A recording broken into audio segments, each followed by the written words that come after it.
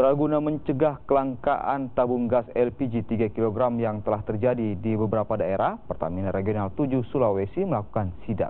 Salah satunya, saudara, di pangkalan LPG 3 kg di Jalan Minasa Upa.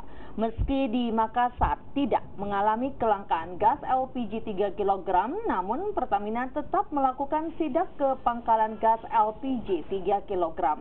Pemilik pangkalan mengaku setiap 3 hari menghabiskan 40 tabung gas LPG. Kini dalam sehari seluruh tabung gas LPG habis terjual dalam sehari. Sementara itu Pertamina mengakui terjadinya kekurangan stok gas LPG 3 kg lantaran masih banyaknya pengguna gas yang tidak tepat sasaran. Semestinya gas 3 kg hanya untuk masyarakat miskin.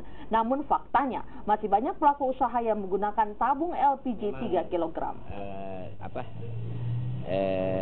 Kurang, tapi banyak sekali permintaan sampai kurang. Sekarang kan ada orang Pertamina datang, Pak, ya, untuk mencek kita punya stok. Jadi dia lihat nih stok kita, jadi perlu nanti tambah lagi di sini. Ya.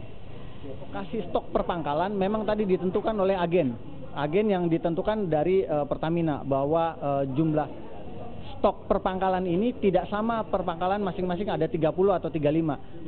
Disesuaikan juga dengan luasan wilayah dia. Kalau